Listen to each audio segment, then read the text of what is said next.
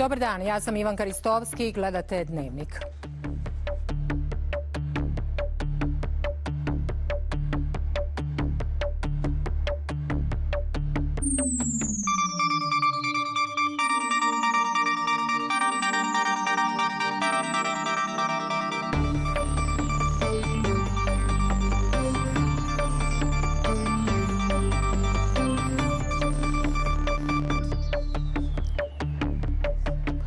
U Srbiji veliki broj zaraženih koronavirusom raste i pritisak na bolnice. U Austriji od ponoći prestaje karantin za nevakcinisane.